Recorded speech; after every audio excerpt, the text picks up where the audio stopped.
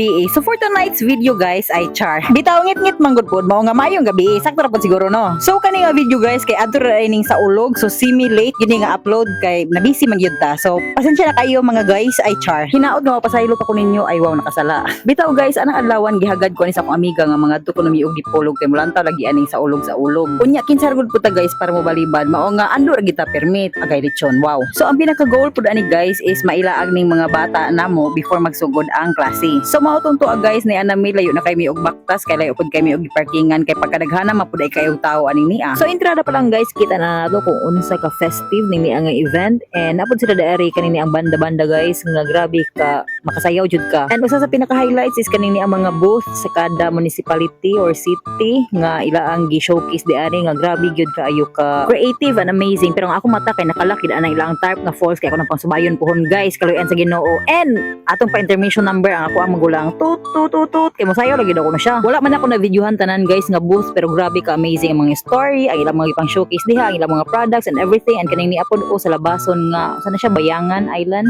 o kana guys. So nabantihan ta na og itugot sa panahon guys. So kaning niya siya nga hugna guys nangita na mi adtong to ang ila ang trending nga pagkaon nga gina-showcase di ani. Di ba trending nga ni so dili gid magpaulahi pero before na guys nahapit pa man ni ang fruit ninja kay of course prutas-prutas rata guys. Like paatik ba half healthy, half unhealthy. Nana ra guys. Pag humanay ni guys amo puning gitilawan ila ang overload. So sa ako nakita no si mukbang din ni ang amo ang lakaw guys ay wow. Kay puro naman ni kaon. Ug kini na nakita na namo guys ang ilang gitawag nga dragon's breath mo man siya ni trending good daghan kay video aning niya sa Facebook mo nga gipang sulayan pod o aso-aso. Muraman og ganang na ang aso sa unsa ron dragon lagi. Dragon's breath gani. So si mahay sila diri guys kay usa nga mahal sakit pod ako no sa dila sila may nag-ingon. Dayon sunod guys daanhay dayon mi aning ilang gitawag nga dried pusit ay wow. Nga basta kay bag-o sa paglantaw tilawan gidayon di ba? Dayon sunod na mo nga birahan guys kay ang ila nga ice cream didto. Mao nga sakto gid ni nga pagkabangil guys. Dayon last na mo nga antog is kining ni nga nangaon mi og panihapon guys. So while nagpaabot mi sa mo pagkaon guys, nakakita ko diri sa bye-bye ani ni ang mga fishermen. Nga na-amaze lang ko naglantaw guys kay no sa pikas nga side kay na ginabuhi, ang pikas nga side kay na ilingaw-lingaw. So inaana ra gid ang kinabuhi guys. So sa wala na dugay no giserve na nga mo ang gi-order nga pagkaon and kay niya siya guys kay gilibre ra mi sa amo ang amiga di ari nga si Casey special mention kay gihidlaw gid kuno kay siya guys ganahan kay siya mokaon og lechon. So moro tong to guys diri ra nag-end ang amo ang gabi. Salamat sa inyong paglantaw, salamat sa inyong pagpaminaw. Hangtod sa sunod higayon mag-ampi ang tanan. Bye for now.